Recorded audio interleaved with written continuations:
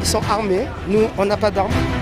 Nous ne venons pas pour faire des ordres, nous ne venons pas agresser les gendarmes. Il faut des milliards ici pour développer notre département. Il faut qu'on décolle, bon Dieu. Un dialogue serein, républicain, à visage découvert. Leur priorité, c'est pas notre santé, leur priorité, c'est pas nos enfants, c'est pas l'éducation. Voilà, leur priorité, c'est que de lancer leur fusée.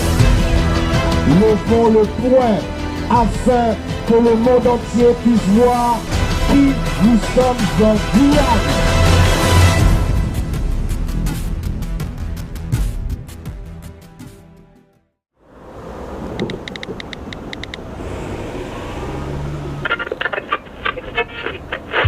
Le week-end dernier aura été meurtrier à Cayenne. 2 hommes âgés d'une trentaine d'années ont été tués. La Guyane, territoire le plus meurtrier de France en 2016, avec 42 homicides pour 250 000 habitants, c'est plus que dans les Bouches-du-Rhône, département de Marseille, qui compte 34 homicides pour 1 900 000 habitants. Ces hommes, vêtus de noir, cagoulés, ce sont les 500 frères contre la délinquance. Un collectif à l'origine du mouvement général qui a bloqué le département pendant plus d'1 mois. Depuis le 15 février, ils s'imposent comme les représentants du peuple au nom de la lutte contre l'insécurité. Leur mission, fédérer la population pour un blocage généralisé.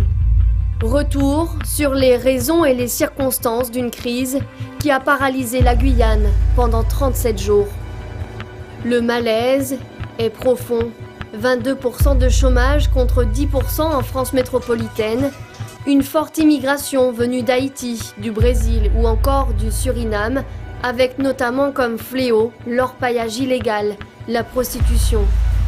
Le taux de pauvreté touche 85 000 personnes, soit 44%, contre 14% en métropole. On ne peut pas mettre notre bijou qu'on a acheté soi-même. Dès qu'on a quelque chose, un sac ou des bijoux, ça ne nous appartient plus. Depuis longtemps, la Guyane fait face à des problèmes de sous-développement par rapport au reste du territoire français et l'écart se creuse et cristallise les tensions. L'accès à l'eau potable et à l'électricité n'est pas garanti. Les Guyanais exigent tout simplement plus de routes, d'écoles, d'hôpitaux, plus de respect. C'est en partie ce que dénonce Davy Riemann sur le plateau d'ATV Guyane le 13 mars 2017. En conflit avec la direction locale d'EDF, le secrétaire général du syndicat UTG-EDF Éclairage annonce le dépôt d'un préavis de grève pour le 20 mars. Les conditions de travail, l'accès à l'énergie pour nos concitoyens qui sont dans les communes isolées, il y a un certain nombre de choses qui ne vont pas du tout. Et malheureusement, encore une fois, on voit que nous avons des élus qui sont à Paris, qui ne connaissent pas du tout la Guyane, ce qui pour nous en 2017 est inadmissible. Vous souhaitez rencontrer Ségolène Royal. Est-ce que vous pensez que ce n'est pas trop tard avec l'élection présidentielle qui est à moins de 40 jours aujourd'hui? Il est temps que Mme Royal, en l'occurrence comme les autres qui sont déjà passés, prennent conscience une bonne fois pour toutes ce que c'est que la Guyane. Le 17 mars, les socioprofessionnels profitent de la venue de la ministre de l'Environnement, de l'Énergie et de la Mer pour faire entendre leurs revendications. Ségolène Royal était invitée dans le cadre de la conférence de Carthagène, une convention pour la protection et la mise en valeur du milieu marin dans la région des Caraïbes. Le même jour, les 500 frères bloquent les consulats d'Haïti et du Suriname. Nous ne sommes pas racistes, hein. On veut que les prisonniers de ces pays-là partent pour qu'il y ait de la place pour nos Guyanais, nos Français, pour qu'ils puissent rentrer en prison. Il n'y a pas un jour qui passe sans qu'il y ait un fait divers dans le France-Guyane, sans qu'il y ait un mort, sans qu'il y ait un braqué. Moi, j'ai envie de travailler dans un contexte de sécurité. Les voleurs, bloquez ça. Les braqueurs, bloquez ça. Les braqueurs, bloquez ça. Les tueurs, bloquez ça. Les voleurs, bloquez ça. En réponse, les forces de l'ordre sécurisent la rue. Le dialogue est absent, la tension monte. C'est le début du rapport de force entre les protestataires et l'État. Ils sont armés, nous on n'a pas d'armes, on est juste là pour des problèmes qui se passent en Guyane. Voilà ce qu'on nous donne.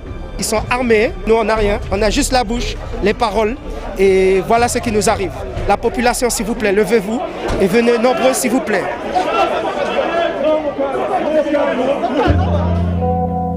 Sur WhatsApp, Un appel est lancé dans la même journée. Les collectifs 500 Frères et Trop Violence prennent à partie la ministre de l'Environnement, Ségolène Royal, lors d'une conférence à la collectivité territoriale de Guyane.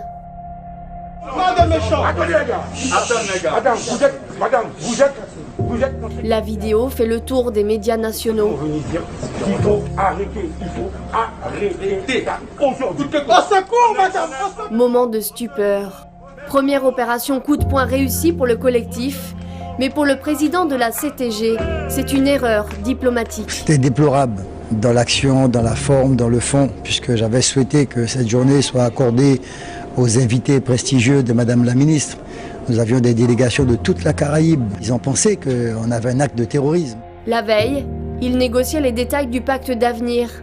Un pacte pour réduire le retard structurel de la Guyane, promis en 2013 par le gouvernement Hollande. Un protocole d'engagement est finalement signé ce jour-là, mais jugé incomplet par les collectifs et les élus qui se joignent à la rue.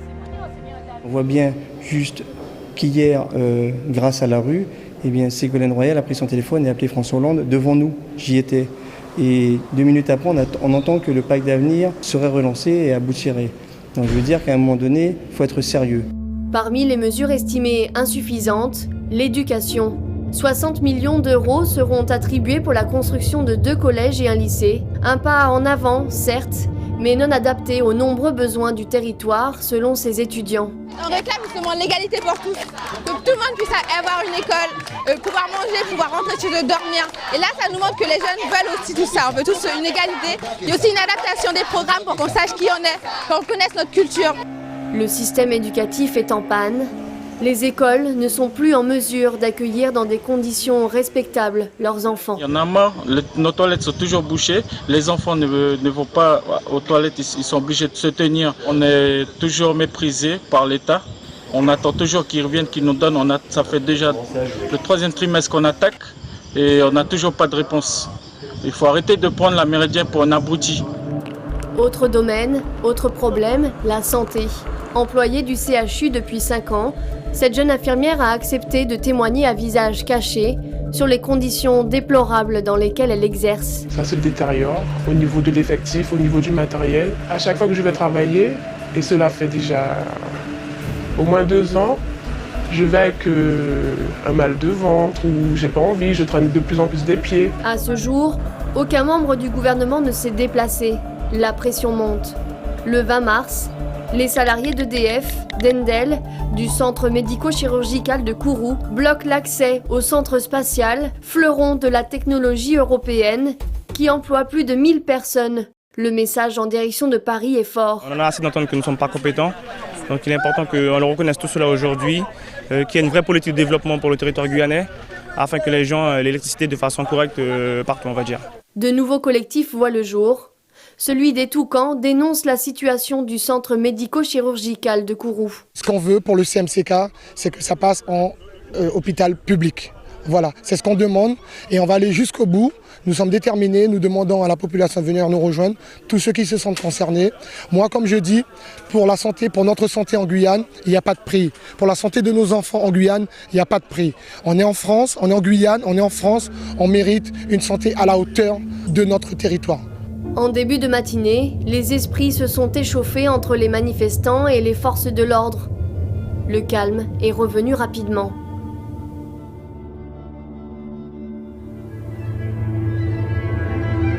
Le lendemain, le 21 mars, même lieu, même combat, même tension. La communication reste limitée avec les forces de l'ordre. La manifestation se termine avec les gaz lacrymogènes.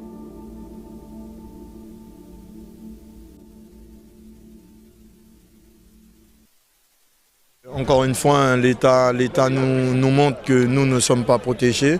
Les voleurs, les bandits, eux, ils sont protégés puisque nous cessons de réclamer les moyens pour protéger la population guyanaise qui se fait assassiner, tuer. Et la réplique, c'est l'attaque fulgurante des forces de l'ordre contre des collectifs et des associations qui revendiquent une rencontre avec le directeur du CNES. Symbole fort de la France, fierté du gouvernement de Gaulle. Au moment de la création du centre spatial dans les années 60, Le général y promettait un véritable essor économique. Après avoir d'abord beaucoup espéré de la Guyane, c'en était, il faut le reconnaître, non pas désintéressé, mais quelque peu détaché. Cette période est terminée. Mais le centre spatial représente surtout pour les Guyanais une forme d'injustice, symbole de nombreuses rancœurs. Ils n'ont pas pris en compte ce qu'on avait, ils n'ont vraiment, je pense, tenu compte de rien du tout. On a quitté une maison à étage pour entrer dans une petite maison basse qui n'était même pas individuelle. Des agriculteurs, pour la plupart, expropriés, dans des conditions inadaptées, avec des indemnités presque absentes. Cette fusée-là, elle doit pas partir, c'est pas plus compliqué que ça. La fusée ne décollera pas. Des propos clairs qui surviennent après une journée mouvementée. Les leaders des collectifs finissent par obtenir un rendez-vous avec les acteurs publics de la Guyane. Différentes délégations et élus se sont réunis à la mairie de Kourou. Seuls les concernés sont admis autour de la table, car ils sont déjà nombreux à s'indigner. Chacun y va de sa revendication pour plus d'électricité, plus de soins de santé, de meilleures conditions d'emploi à EDF.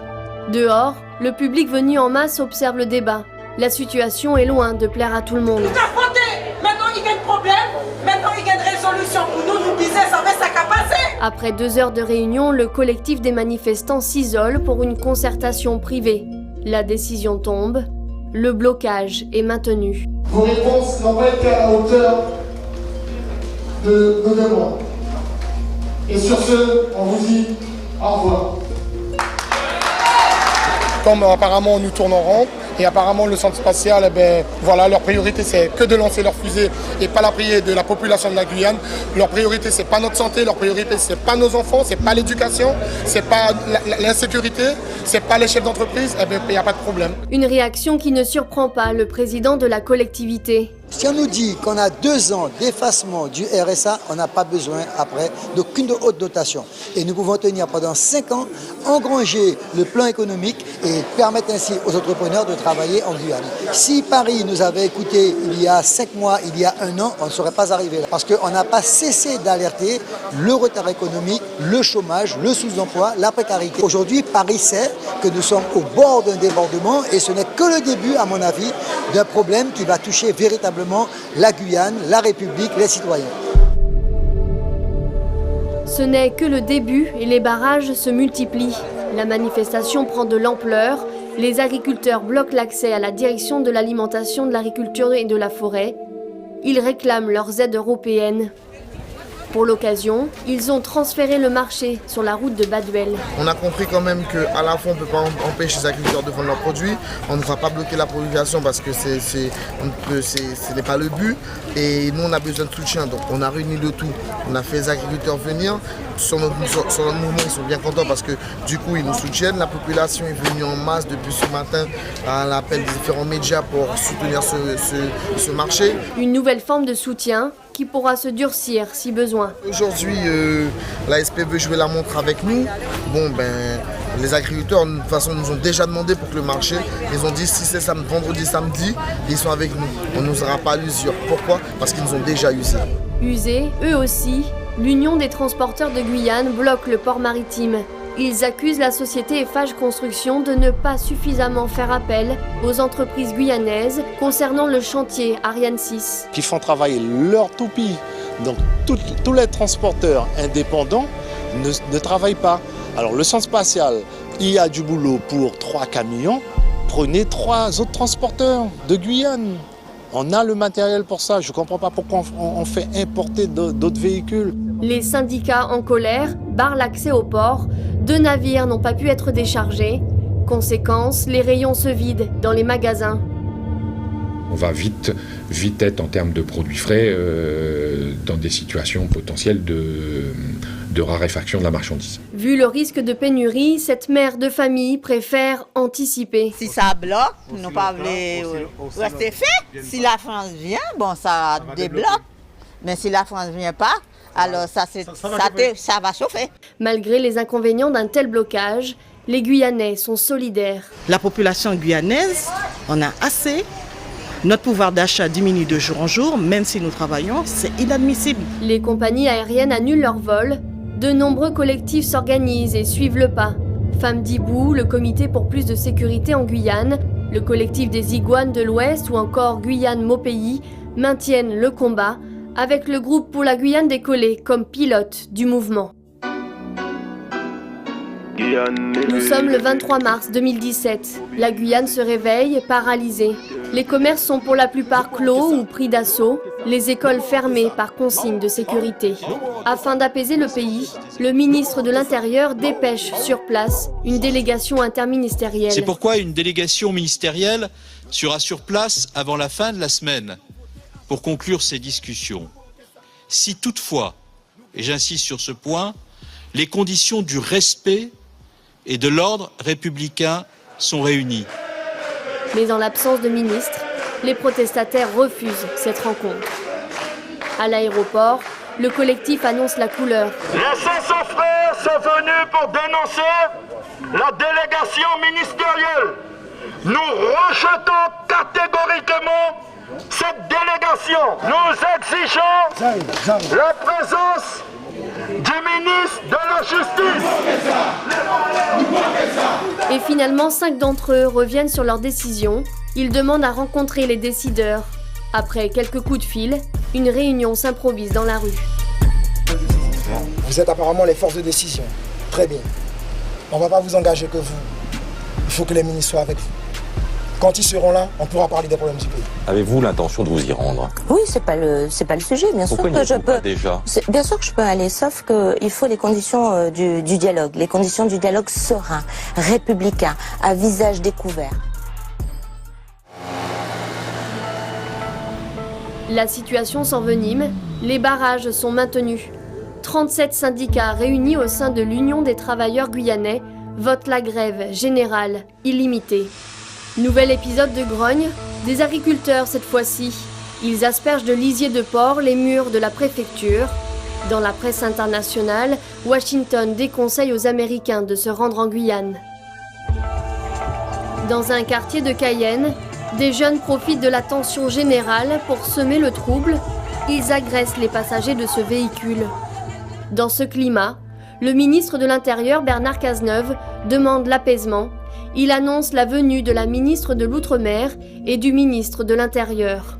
Mais les grévistes attendent des réponses concrètes dans une Guyane qui tourne au ralenti. Tout de suite, dis-nous côté, nous caler. Demain matin, c'est pour nous gagner autonomie, pour nous responsables, nous propres bagages, parce que nous gagnons les moyens pour nous arriver. Je pense que par leur réponse d'envoyer une délégation au lieu d'envoyer les ministres, je pense que c'est eux-mêmes qui créent ce climat d'insécurité, puisque voilà, au lieu d'envoyer les ministres, ils font durer encore les événements que vous voyez. Parmi les leaders du mouvement, Michael Mancé, ancien policier. Assez modéré, il porte avec succès les revendications de tout le pays. Il sait chanter, parle avec le cœur et séduit de nombreux Guyanais.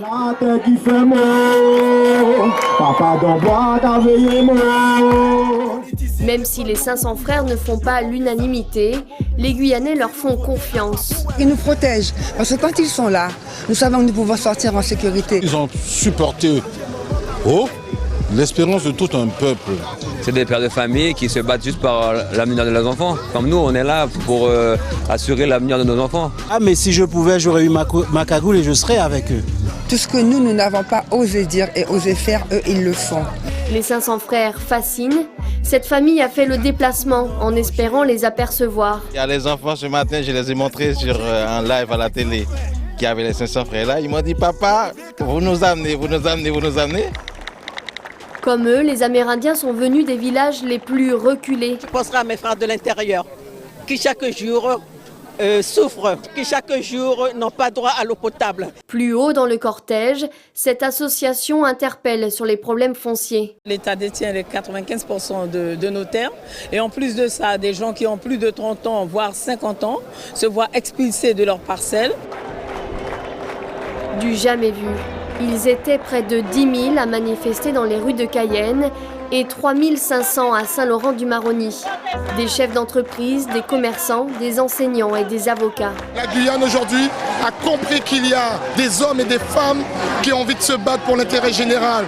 Et si aujourd'hui nous avons autant de monde dans les rues de la Guyane, c'est parce qu'aujourd'hui la Guyane, voilà, nous banquons ça, nous banquons cette situation, nous banquons que le gouvernement pas qu'à respecter nous banquons que le gouvernement pas qu'à dire que Jodla en Guyane, nous aussi la France, il faut nous gagner les mêmes avantages qu'il y ait. Certains avaient déjà manifesté en 1996 pour la création de l'académie et de l'université.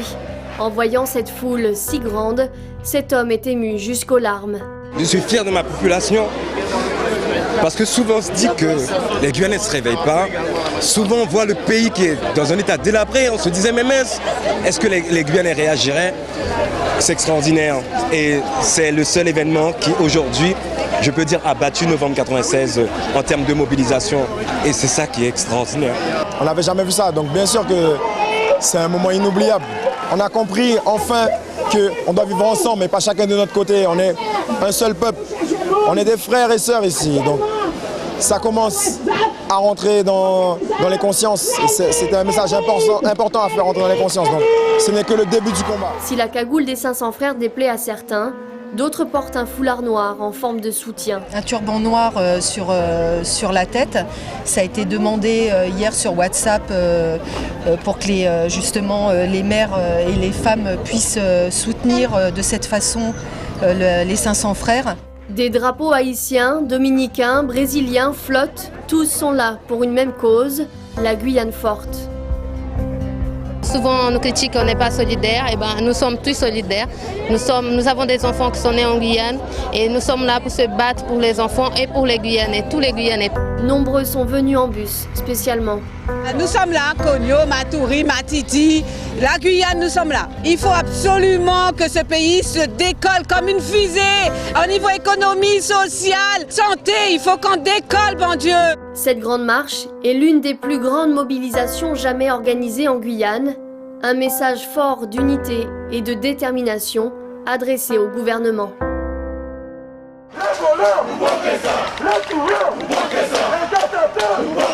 Après 13 jours de mouvement, les ministres arrivent enfin. Ils sont nombreux à les attendre. Une première réunion est organisée entre le préfet de la Guyane, la ministre des Outre-mer et le ministre de l'Intérieur. Dans les temps de travail qui sont maintenant devant nous, nous rencontrerons toutes celles, tous ceux qui souhaitent sereinement, avec détermination, avec la connaissance des difficultés, mais avec aussi la volonté d'aller de l'avant, construire l'avenir de la Guyane. Un avenir chargé médiatiquement et politiquement. Nous sommes à quelques semaines du premier tour des présidentielles. Mais nous voulons absolument, au-delà des échéances électorales qui sont devant nous, nous voulons absolument faire un travail sérieux qui engage et qui donne une véritable légitimité à la signature de l'État. Le collectif des 500 frères, lui, décline la rencontre. Il souhaite être reçu avec l'ensemble des collectifs. Nous allons devoir quitter les lieux, mesdames et messieurs, puisque le collectif n'est pas réuni. Nous ne pouvons pas aujourd'hui, 500 frères et trop de violence, aller rencontrer les ministres, puisque ce ne sera pas crédible au nom des Guyanais.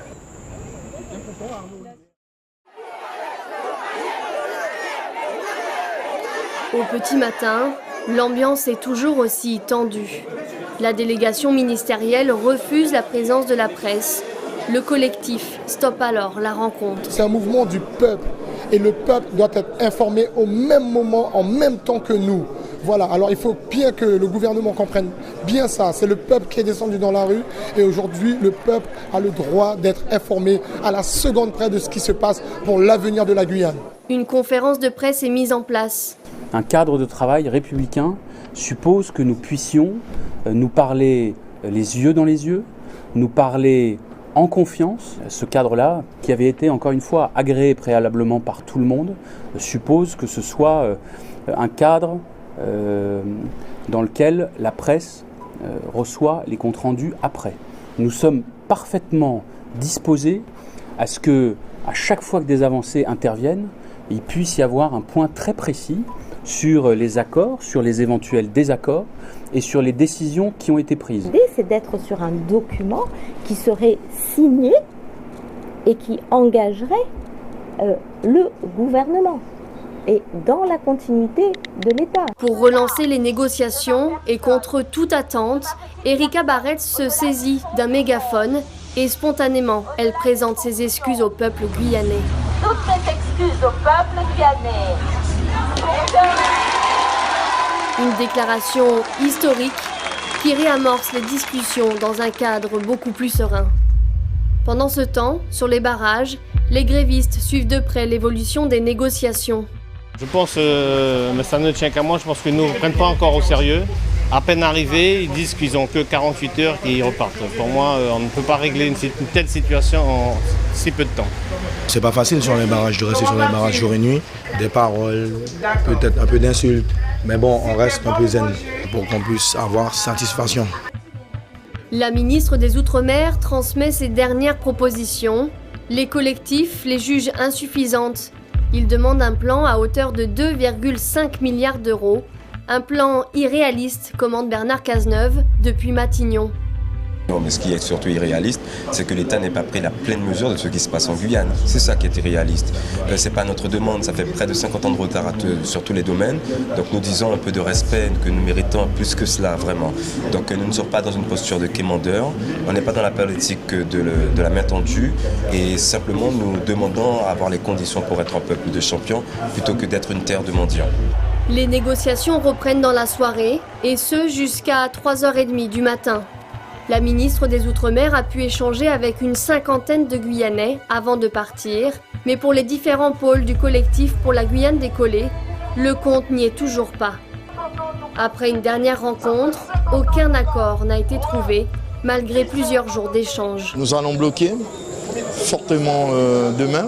Ce n'est pas contre la population, nous nous en excusons, mais c'est vraiment pour démontrer notre détermination. On a satisfaction sur certains points, mais il y a des points très importants sur lesquels on n'a pas du tout satisfaction. Donc on ne peut pas signer le document en l'état, et c'est pour ça qu'on fait connaître nos doléances à la ministre qui les fera remonter à ses confrères lors du Conseil des ministres de mercredi, et on attend leur réponse. En direct de Matignon, le Premier ministre prend la parole sans aborder les 2,5 milliards d'euros. Des mesures et des aides financières d'un montant irréaliste, puis d'en laisser la charge et la responsabilité à un autre gouvernement. Ce n'est pas la conception que nous avons de la responsabilité dans la République. En Guyane, les réactions sont amères. Je suis désolée, il ne faut pas nous prendre pour des moutons. Ils essaient de nous embobiner en nous faisant croire qu'ils nous allons nous donner quelque chose, et en fait, ce n'est pas le cas. Donc c'est un peu dommage parce que nous, en Guyane, on a besoin d'infrastructures, on est abandonné de tout le monde depuis des années, on n'a jamais rien dit, et effectivement, aujourd'hui, il faut qu'on lâche rien. Il faudra qu'on tienne bon toujours. En Guadeloupe, les organisations syndicales donnent pour la deuxième fois leur marque de soutien aux Guyanais. Pour Élie Domota, les racines du malaise sont les mêmes que sur l'archipel. Jodi là, nous avons estimé que la crise là qui a passé en Guyane, c'est une crise du système colonial, et que, comme on dit, il y a une intervention, la colonie n'a pas une vocation à développer, mais à servir intérêt à la France, à la métropole, comme on a dit. Donc c'est pour ça que nous, GTG, nous avons porté toute force en nous dans le combat là, ça, pour défendre intérêt, droit à travailler à Guadeloupe, et à travers défense à droit à travailler et peuple Guadeloupe, c'est tout travailler, et notamment travailler et peuple Guyane que nous avons défendre. Les grévistes appellent pour la seconde fois à une opération ville morte. Déterminés, les collectifs rentrent clairement dans un rapport de force avec l'État. À Kourou, les protestataires occupent la base spatiale à nouveau. Cette fois, ils sont rejoints par les élus. Nous avons affaire à un gouvernement qui est en train de mourir et qui, dans le fond, s'en fout de nous. Jusqu'à présent, nous avons toujours voulu respecter l'ordre républicain. On n'a jamais voulu de vagues, et nous avons mis notre doigt là où ça fait mal. Ça fait mal à la France, ça fait mal à l'Europe. Le Conseil des ministres n'a pas encore trouvé d'entente, mais la population quitte le CNES avec le sourire. Nous avons réconcilié donc les Guyanais, nos élus, et nous-mêmes, nous ne formons qu'un. Donc aujourd'hui, nous serons vraiment en ordre de marche pour obtenir ce qui nous va de droit. La Guyane, ce n'est pas que l'activité spatiale. Il faut qu'ils écoutent le peuple guyanais qui souffre. Il est hors de question qu'on souffre pendant qu'ils envoient des fusées. Si les grévistes sont confiants, certains Guyanais se retrouvent bloqués au sol. Plusieurs vols de l'aéroport Félix Éboué sont annulés en raison de la grève des pompiers. On nous dit absolument rien. Rien du tout. Donc là, à part attendre, c'est tout ce qu'on peut faire. Sinon, il y a des plans B. Je suis arrivée là hier à Cayenne et puis j'arrive là le matin et il n'y a pas de vol pour Maripasoula. Voilà, coincé, il est midi, je suis toujours là. Fatigue, contrariété, frustration, la tension monte au fil des jours. Lors d'un rassemblement devant l'hôtel préfectoral, la manifestation bascule dans la violence.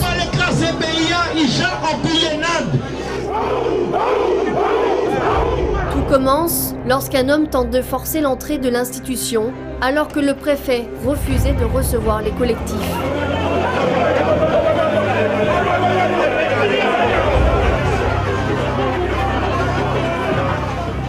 Les forces de l'ordre finissent par répliquer à coups de gaz lacrymogène.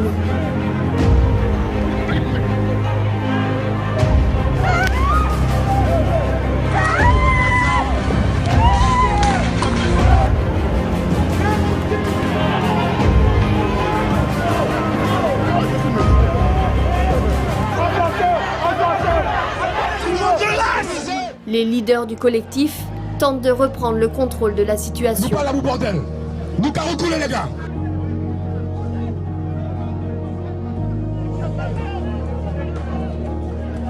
Ça devait pas se passer ça. Ça devait pas se passer parce qu'on a toutes les manifestations qui ont été faites, qu'on a gérées, il n'y a jamais eu de problème. Et c'est pour ça que vous êtes tous là. Il n'y a jamais eu de problème. Donc, les jets de bombes lacrymogènes là, ça servait à rien du tout. Ça a fait qu'envenimer les choses. Les gens qui avaient en face de nous sont des amis. Alors, ça servait à quoi?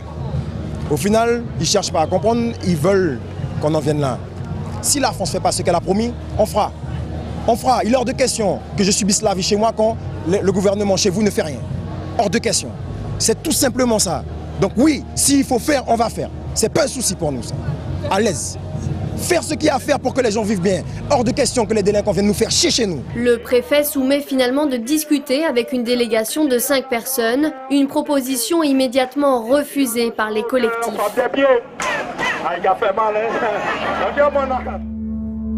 Le lendemain matin, la place retrouve son calme.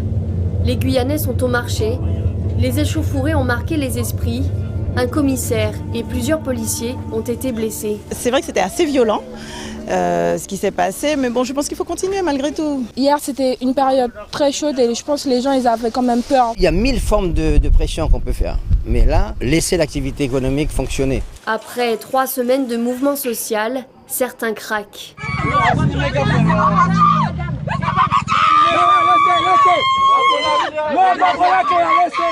11 avril. Le conflit s'enlise et la colère monte. Pour la première fois, une centaine de personnes manifestent contre les barrages. 5 membres du collectif pour la Guyane circulée ont déposé une main courante pour entrave à la circulation. On ne peut pas se rendre au travail, on ne peut pas acheter de matériel, on ne peut pas acheter les clients, on ne peut pas signer de devis, on ne peut rien faire. On est prisonnier. Ouais. On a un effectif de 12 salariés. Et là, au jour d'aujourd'hui, ils sont tous chez eux. On ne sait pas comment on va les payer à la fin du mois. Des voix commencent à s'élever face au blocage. Un meeting est donc organisé par les collectifs. Un meeting calme, dans le but d'informer, de motiver la population. Aujourd'hui, le président ne s'est toujours pas exprimé, n'a rien dit sur le sujet, ce que nous trouvons inadmissible de sa part. Donc, on continue à faire monter un peu d'un cran, mais que les gens se rassurent, hein. Ils ne seront pas bloqués vitam aeternam. Sur WhatsApp, Michael Mancé, surnommé Mika, motive les grévistes avec cette vidéo. Bonjour la Guyane. Le collectif Nous décoller la Guyane a adressé un courrier au ministre suite aux réponses méprisantes que nous avons reçues par rapport à nos revendications. Alors, ça va être simple. La mobilisation se poursuit en l'état, les barrages restent les mêmes. Et on attend, on leur laisse jusqu'à mercredi pour nous répondre. D'ici là, nous aviserons. Mais nous devons rester déterminés, motivés et toujours mobilisés dans nos têtes et dans nos cœurs. N'oubliez jamais ça. Le combat continue et ne fait que commencer. Restons mobilisés. Patiente un peu quoi. Il faut patienter quoi. J'habite à Cayenne, il faut que je passe quand même quoi. C'est-à-dire, il y a un barrage qui demande quelque chose, l'autre barrage qui demande d'autres choses. Et c'est affreux ça. Je dois me rendre sur Cayenne parce que demain je passe mon concours. Donc voilà, c'est une situation un peu problématique justement, les barrages. C'est vrai que c'est embêtant, mais c'est compréhensible. Économiquement, la situation devient compliquée pour les particuliers comme pour les entrepreneurs. Certains ont dû mettre au chômage technique plusieurs salariés. L'auditorium de la CCIG accueillait ce jour-là tous les salariés et chefs d'entreprise dans le besoin, en quête de réponse pour cette situation si particulière. On a des dettes, on a des factures à payer, on a des dettes envers l'URSSAF, donc il faut absolument qu'on trouve une solution. J'ai mis mes salariés en congé avec leur accord. Maintenant, je m'inquiète pour le mois d'avril, parce que si on ne travaille pas, l'argent ne rentrera pas, et ce n'est pas de notre fait. La ministre de l'Outre-mer fait un geste envers les entrepreneurs locaux. Face à leurs finances mises à mal par la grève, elle gèle le paiement des cotisations sociales. Ce qui a été acté à ma connaissance, c'est notamment plus ou moins un gel des cotisations jusqu'au mois de septembre et à partir du 1er octobre, un moratoire sur toute cette antériorité de cotisations. Quelques jours plus tard, l'atmosphère est plus détendue. Les jeunes se joignent au mouvement.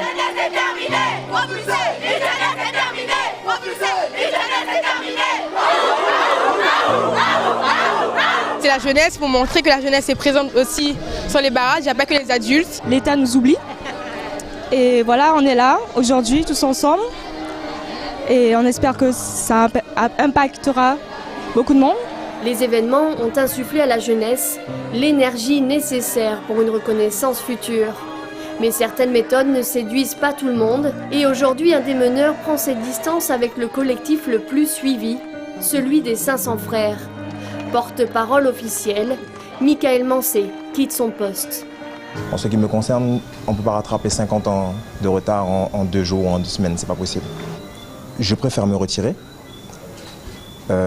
pour leur laisser le soin de mener à bien la mission qu'ils ont choisi de mener. De nouvelles formes d'action anonymes voient le jour, des croix faisant référence à toutes les victimes de la délinquance. Alors que les collectifs appellent à laisser circuler la population en ce vendredi saint, des gendarmes ont pour la première fois contrôlé les grévistes sur les barrages.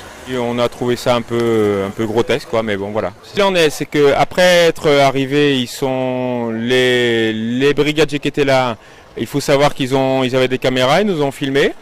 Et puis au bout d'un moment, comme ils sont partis. De son côté, le collectif Les Toucans appelle à signer une pétition. Il souhaite porter plainte contre l'État et dénonce les manquements du gouvernement face à la Guyane.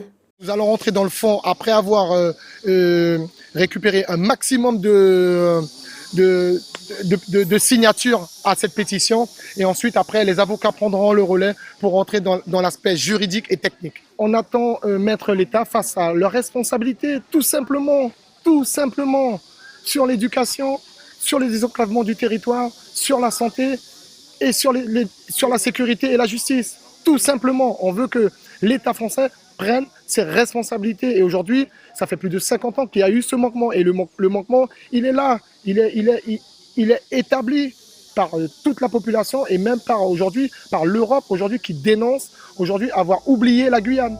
Les Toucans, pour la Guyane décollée, les 500 frères, les Iguanes, les troupes violences, tous travaillent sur un cahier de revendications en commun.